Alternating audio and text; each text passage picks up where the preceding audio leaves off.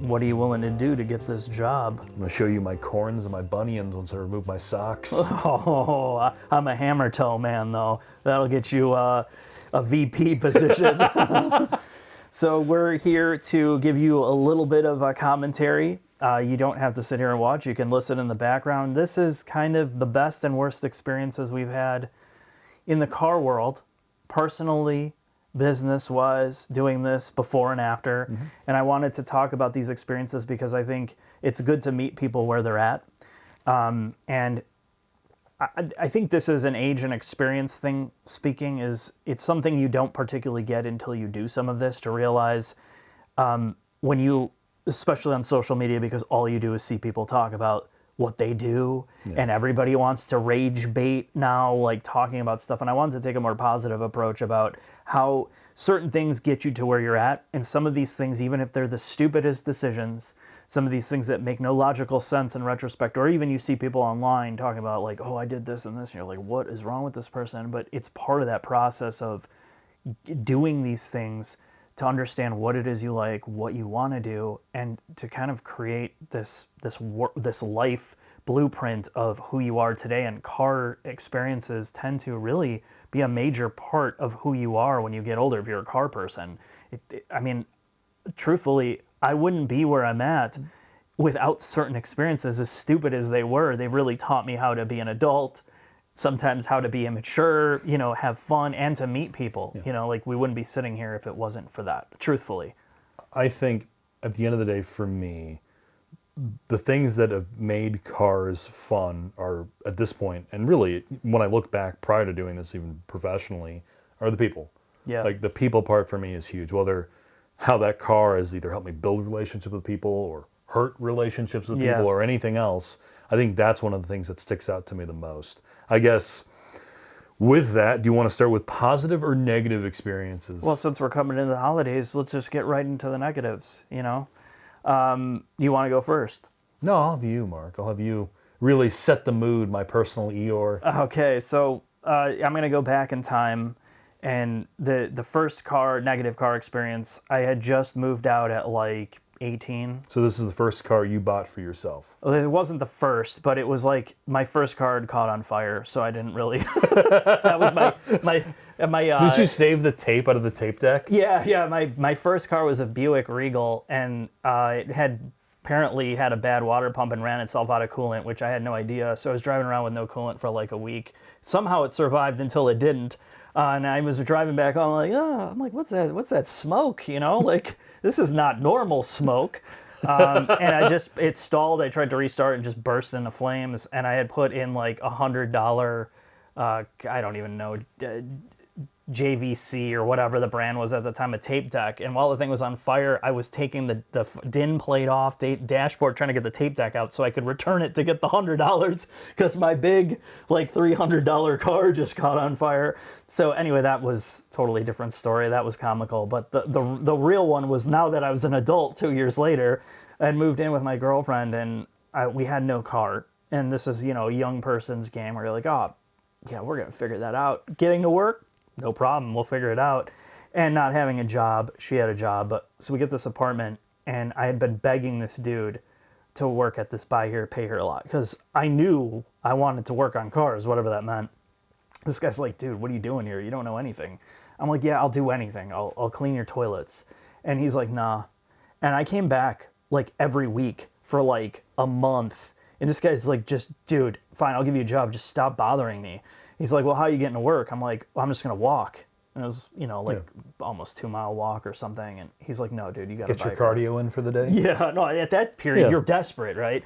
So he's like, no, you got to buy a car. I'm like, well, I can't afford any of these cars. I mean, even if it was a buy here, pay here lot, I was going to make probably like $300 every 2 weeks. So, it was out of my, he's like, don't worry, I got a car for you. It'll be perfect. I'm like, okay. I'm like, how much is it? He's like, well, it's $500 and you can pay me like every week. I'm like, cool. He's like, I'm just letting you know it's going to need a little bit of work, but it's solid. I'm like, all right. So he brings it in and it's an 89 Chevy Celebrity, gold with tan interior. And his wife used it as a mail delivery car. and there wasn't a straight panel on this thing. Not one straight panel, but it wasn't just that every corner was dented up. It was that every corner of this car was also rusted, including the trunk. The trunk had rusted out so bad that it didn't even close and it just bounced. And the fact that it had a bungee cord made it look like teeth chomping in the back because the rust was like jagged. So I was so desperate, and I couldn't tell him no because he just gave me a job, that when I went home and talked to my girlfriend, she's like, thank God, I've been watching, because she had started a job closer, and I brought her over to the dealership, and she looked at, I told her this is what it was, and she looked at it and she thought I was joking. She was praying, and she told me this later, she thought I was joking, that she was looking at all the other cars. I'm like, I know he's joking. And then when she realized it was true, she just started crying. And then, like, that car... God, this got dark. The next day, of course, it didn't start. Of course. And then the next day, it didn't start. And then 2 weeks later was something else. And it was the car that finally, like, she drove to work one day, and it broke down on the side of the road. And I remember me going there to, like, walk to the car. And I just remember she just walked away from me. Like, literally walked away and walked to work while I'm sitting there trying to figure out how to get this thing going. And, like... I did learn how to fix it, and I did learn how to get that thing going, 99 out of 100 times, but I'll never forget, she drove home one day, and she's like, dude, the people at work just rip on me. They called it the golden chariot at her job, just because it was such a pile. But I think it embedded this deep-seated, I was so embarrassed and shamed by this, and this is all I could do. This was the best I could do, and it was so humiliating that it changed my perspective and just perspective on what a car could be and what a car should be, and not how it really affects people's lives. I mean, this was no longer a car, to us. Your lifeblood. It was more than that. And every car from there on, I was like, I got to do this better. I need to make more money. I cannot do this again. And there was the first adult kick in the ass, and it was so foundational for all this stuff. Even today, I still have that in my head. Well, none of my experiences are that dramatic. I will straight up tell you that. I have more, let's call it, poor decision making as an car enthusiast experiences. I think I'll combine two of them into one. I have bought many stupid cars since I've known you, even prior to doing any of this with you. The two that come to mind, I bought an E36. This is like a poor college kid move that had, I think it was like $2,500 or $3,000. I wanted something cheap that I could drive through the winter. Yeah. And also just drive the class. And I remember going to multiple ATMs with you and my now wife in the car. I didn't plan this out because I'm not a planner, or at least I wasn't back then. Yeah. I'm like, shit, I need to get cash for this car. And I remember showing up, and the reason I wanted this thing, because I'm stupid, is because it had a tartan or Burberry pattern headliner. And that car taught me a lot. I remember I changed a clutch in my garage or in the driveway. I've tried to diagnose electrical problems. Everything went wrong in that car. I remember the rear doors in E36s that are 4 doors, at least early ones, were electronic, despite having a physical door handle. The relay went bad, or no, there was a short in the wiring, so the rear doors would no longer open. So to get into the back of the car, you had to Dukes of Hazzard it through the windows. I just remember this car got worse and worse and worse. And I think one of the last experiences I had with it, we fixed it afterwards and I got rid of it, is that it blew up on the highway. The water pump exploded. And I remember calling my wife as soon as it happened, and I coasted it. The car was off the highway, down an off ramp, and then somehow I managed to time the lights correctly. But I remember calling her and being like, hey, you want to help me push this into a spot? And the level of both disappointment and anger on her end. Yeah. Now it's funny. Back then I'm like, oh my God, she's gonna leave my ass to wake her up in the middle of the night to do this. Yeah. The other one, which is sort of foundationally built my mistrust in high performance turbocharged Subarus, is a typical car experience that many people can relate to. You're like, oh, I found a great deal. This car had no engine in it. It was a 2011 WRX. It's probably late 20 teens. I think it was clean title, no accidents on any sort of record. I think I paid $8,000 for it. I'm like, oh, great. It was expensive to me then, but I'm like, I can put a motor in this for a couple grand. I'll find one used, I'll pop it in, and I'll be able to make some money for the summer. Needless to say, it did not go that way. I bought a motor used, which had bad rod bearings, which I was not aware of. I immediately put it in the car. I drove it 2 miles, and it immediately spun a rod bearing, and I remember having to rebuild the motor. And sure, I'm very, very grateful for the experiences in both cases, the E36 and the Subaru, the people that helped me along the way, build the car, work on it with me over the weekends, whether it be Randy or Shane, who ran Phase Garage, who we did an RSTI video with much later with. Not the most positive car experiences, but I remember nowhere as negative as your Chevy Celebrity. I think yours was by choice, and I think that's where you meet people where they're at, right? Like some of these choices, and it's not, there's nothing right or wrong. Like you paid for your negative experience, right? You know, like I was kind of like my life drove me into those. But in your case, I think that's more indicative of how most people learn, right? Like you have to make these decisions to do things in order to experience something, and then that experience, and to be fair, yours is those stories are very extreme, because I remember calling Jack and I don't know what I was doing, but I just could not believe this guy thought that was a good idea to buy this car, and I'm like, all right, whatever, it's not my money, you know. And then having that engine blow up, and then I remember you were overnight in the shop, and I'm like, there's no way I could go through that. I would have never put myself in that position, but to be fair, now, what was that, 10 years ago? Probably, yeah. So, like, you would never do that again. Like, there's no way. Different, the joy of being young and dumb, right? Yeah, I mean, you didn't really have the time, but I mean, to go through that, your tolerance for those types of things, or taking those level of risks on a project like that, I don't know. It's tough. Only way you learn is if you do it yourself. I mean, we meet plenty of car people still.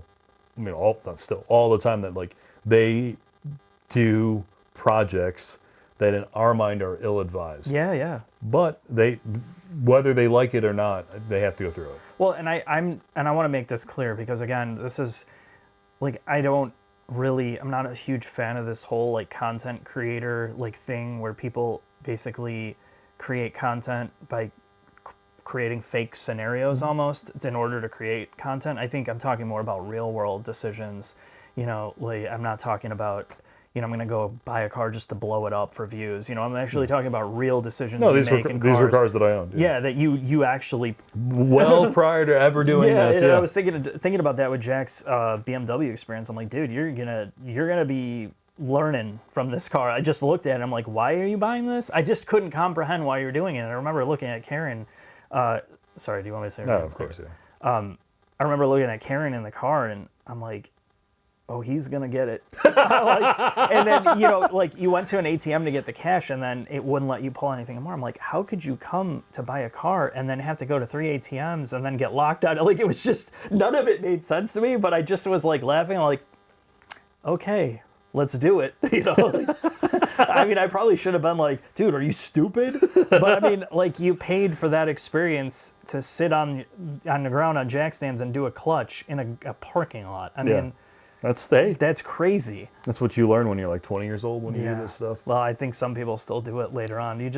I think the time, if certain car people had nothing else to do, this would probably be something that we would do long term. You know, I don't know. Yeah, maybe. I think both of those experiences taught me that I am bad at working on cars. Well, it's the patience level too, and like, you know, like anything. That reminds me of the other thing with the Celebrity, and I remember similar story. Like, I was at work and the water pump had failed on the way to work, and it was of course in the dead of winter in the snowstorm, and I drove it into work, and I'm like, okay, it's gonna cool off, you know, like at least it's so cold out, maybe I can make it back. And I started it up, and it was just like not doing well, and so I walked to the parts store and got a water pump for this thing, which thank God there was parts. But I took for granted, with my toolbox in the trunk, which I always carried with, my trunk was a garage. Like, that's what it was, because I was working on the car on the side of the road. I had the water pump in the RTV, and I'm like, I didn't think about the fact that there's no way this RTV is going to seal this water pump in these conditions, because it's like a snowstorm, freezing. There's no way it was going to cure. So I took this whole thing apart, bled the coolant, like tried to bleed the coolant out without running it, getting air out as much as I could, and starting it, and then finally when I let it run, I just remember sitting there putting the belt on and everything, and watching that water pump assembly. I'm like, yes, it worked. And then like 3 minutes later, when it got temperature, all the seals started spraying the coolant out, and that pulley was just a windmill of coolant all over my body, and just feeling so defeated. And I think that's part of like the car like I feel that's my fear is that a lot of people in the younger generation, maybe like early young Gen Z and maybe like Alpha for sure, they're never gonna get to experience some of these piles or these cars where you have to work on them, right? Like most of the new cars, there's no way that any normal person is going to get everything out in a parking lot, from under trays to like all the shit on the inside with all the PCV and all the lines and the electronics you have to disconnect. There's no way you're like, I think this is the problem and I'm going to fix it remotely. You know, like you have to have it towed. So I don't know if that's better or worse, but it's definitely going to be a generation. Well, you save them the trauma of having to go through that, but also at the same time, I think buying that $3,000 car, whatever that money amount is in the future, your ability to actually fix it yourself or attempt to is probably going to be nearly pretty much impossible. gone. So you're going to have to probably, if you're into cars, and I meet a lot of people that are like this, we meet people like, I want an older car because they actually want, it's like the whole joke, people are getting back into cassettes again, like they want like cassette decks and stuff because they like the tangible physical media that they can play around with. It's like the warm and fuzzy. I think there's still a desire for people to get into older cars. But I think the generation of people that are willing to take the time to invest to teach them how to do it too, you don't just buy a car willy-nilly and be like, oh, I'm going to learn how to fix it, even though the internet's there. I think it's a lot harder now than it used to be because it's so less commonplace. Like, you know, how many parents are in their 30s and 40s and are going to like have a kid that's like, hey, I want to buy this like 87 or like 90s car. And be okay with it. Yeah, it just... I feel like that culture is starting to die a bit, or maybe I'm wrong. I have no idea. So Well, hit me with your positive experiences, Mark. the positive experiences are way more, believe it or not. And a lot of that has to come down to some of the people stuff, man. Believe it or not, one of my best experiences was the Miata video that we had done, the Miata documentary, which, to be fair, probably we got lucky with that one. It was our first big project. I think this was the first big project I'd ever pitched. And I somehow managed to convince Drew, the head of Mazda PR and marketing, that we could do this. We'd never done anything like this before. And we lined up all the engineers that were here in the US, all these museum cars, and it culminated in a drive where you and I got to chase one another without cameras, just having a good time, and 2 ND anniversary cars, which was still probably, for me as well, one of the most positive car experiences I've ever had. I think a lot of that experience was knowing that we were trying to do something. Like I knew we talked about doing that video was just the 2 of us. Yeah, that was very hard to basically film and interview 5 generations or 4 generations of cars, tell this story, and then... And we'd never done anything like this. Yeah, I mean, it was very ambitious. So I think that was the start, but I think it was learning from all the people and seeing the history. And it wasn't just the people. It was like when we were filming and interviewing, if you ever go back and watch those videos, you have like Jim Kilborn, right? Yeah. And like obviously Tom Montano, which you interviewed, but he wasn't there for that one. I flew out to him. No, I'm just saying he wasn't in the Mazda facility, but having like those guys and Dave Coleman in the room where they did the original like NA design work, like, and it had turned into like a storage area, right? It was no longer what it was in the photos, but seeing that space and walking in it and then hearing the stories from people that were very clearly connected. It wasn't just a PR thing. These guys weren't just like, well, we did this, you know. Yeah. They went back in time to think about what that was in that era. And I think it really opened my eyes to see the people part, and then to feel and experience it, and then to get into those new cars, and then to drive with you as that shared experience. It transcended the car. Like, it helped that we were on good roads, don't get me wrong, but it transcended all of just, here's a cool car, into, wow, I'm a piece of this history, even though we had nothing to do with it. It made you feel like you were a character in the story, and I really, really love that part. And even to this day, it was. That's the high I've been chasing ever since. Yeah, and you know, like, I think this is one of the reasons why I wanted to do this video, is because you don't necessarily know what you're doing until it's too late. And I'm not just talking about cars. Like, what we do is not necessarily, we're not curing. You always joke, we're not curing cancer. We're just here like sharing an experience and our experience of what we're doing. We're trying to give some of that, a fraction, back to people so they understand some of this stuff. But I'm desperately trying to be more aware of certain things you do in your life when you hit those places, to be appreciative have gratitude and be in the moment. And it's very, very hard to do for people because we're just pulled in so many directions. Namely, when you get into real adulthood, when you're like, oh, I'm not a kid anymore. Yeah. Like I have to work, or I have a kid, or I have a relationship in 20 different directions of responsibility, that you really feeling like a kid again from something or feeling special it's so rare. And when you get in that spot, like grab onto it and try to be in the moment, even if it's like for 5 minutes. And I know you tell me that all the time with some of these projects, like nobody's done this, or, you know, like we're getting a rare opportunity and I'm so caught up in the fact that I have to do all this work, you know, like, dude, this is not even scratch. And I can't even appreciate it. I think a lot of people do that. So I wanted to talk about this so people, you know, whether you're doing something for holidays or your family, or you're doing some project or working on your house, or you're making dinner for somebody, like just try to think of that moment in time that you can't go back to and appreciate that moment, because there's just not a lot of them. And the fact that we can't make a solid list of like, oh, look at these million experiences, there's very few that are like have that moment where you're outside your body, you know. And like that's why I wanted to talk about some of these, a few of them, and also to connect with the viewers of like to hear some of their stories, because we read all the comments and we read all this all the time. So I separate my positive car experiences, when you told me you wanted to shoot this, into professional and non. So for me, on my list, as I told you, that Miata drive is sort of a Savage Geese space, like a mix of professional and personal experience. On the pre-Savage Geese, pre-doing this as a job, much like your S2000 story about going out and finally feeling like, you know, I could buy an expensive car, I made it, and then really the trip back, for me, it's all the autocross experiences I had growing up.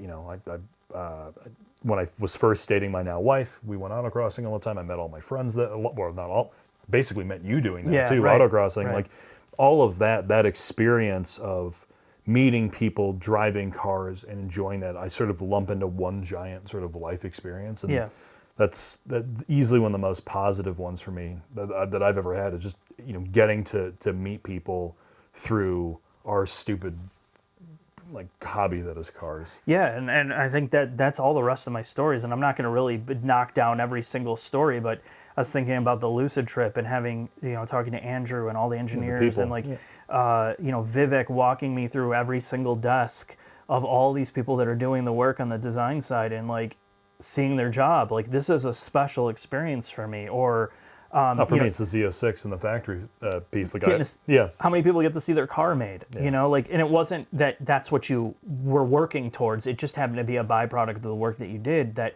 gave you some of these opportunities to do that, which is really special. I think the thing that's far more special to me than even that was the getting to hear later from the people both in the factory and the engineers who worked on one of my favorite cars, the Corvette, that they got to show what they did professionally to their families and be able to demonstrate that. So the human part of that is, I think, my favorite part of all the car stuff we've done so far. Yeah, and that's the truth, is the human part of it. Like our Toyota Connected video a long time ago, like Corey and like all the people that had worked on this and how they built it up, and how they got to this momentous place of like trying to wiggle through all the corporate stuff and the million layers of red tape to like create an infotainment system, and like all the, I mean, it's mind-boggling when you get into some of these projects to talk to the people and you see the end result and you're like, all of that actually made this? Like, it's crazy to me. But again, it's a lot of the people's story, the Nissan Z story with the people that worked on that, and just our recent GTD thing with the comparison, and, you know, like meeting Steve and some of these other engineers that are like, their stories and like who they are is almost as interesting as the car itself, or not more interesting. Far more interesting than the car. I would, in some of these cases too, I would say that the cars that we drive, like the car is the most forgettable part, and it's the people that we meet that are like actually what I appreciate more. And I think that's the transition point between like, okay, you chase the car thing, you get a bunch of these, and then like, okay, I got the car. But then you like, for me, especially with everything in my life, I want there to be some story behind a lot of the things that I'm getting, you know, because you can just buy anything. Everything's so disposable. But like, it's nice to know, like, I know the guy who made that piece and why he did it. Why it's special. Yeah, why it's special versus just buying some random thing. And cars are there's so many people behind them. Like, it's just, it's the ultimate thing. It probably is one of the ultimate things on the planet. Like, you know, people talk about a house is expensive, but you know, a house is like thrown together in 3 months by like a template, right? Like you have a bunch of contractors throwing it together, but there's not like real thought into every nail and every corner. It's just some like, oh, I got to get out of here, you know? Yeah. But cars are like, it's years of work. It's so interesting.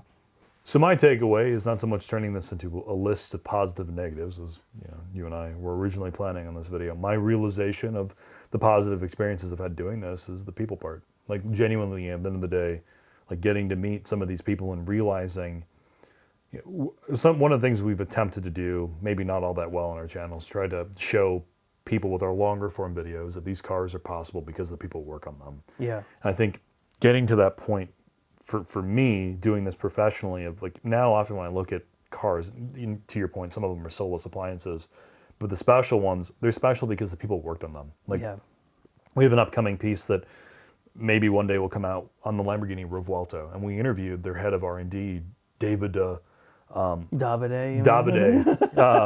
I am terrible with Italian names. I found out being there. This guy has worked on everything. Like, the Revuelto and the Temerario and the specialness of their drivetrains are a result of the fact that this guy's worked at McLaren and Ferrari in his long career. And the car is his personality transplanted in his philosophy, right? Like, that's what it is, and that's what a lot of these cars are. They're not just cars. They're not just a supercar or a sedan or a GR86 or whatever. They're years and years of work by a group of talented engineers who are there because of their own experiences. Yeah, and that's, for me, for all the stuff that's on the internet and all the content that's out there, there's so many people really trying to sell these things and get you to watch, make them just things, right? Like that's I'm no longer interested in that path. Like, yeah, we're going to talk about a lot of things because that's what we do, but really the best stuff that we find is when you have a group of people together that want to be together, and they want to share their story, and they're genuine and like not trying to pound smoke up your butt. And that's really what I've loved about doing this, and that's why I continue to find more peace and happiness in doing this. Otherwise, I don't think I'd be here, given the complexity of trying to do it the way that we're doing it. All right, happy holidays, everyone.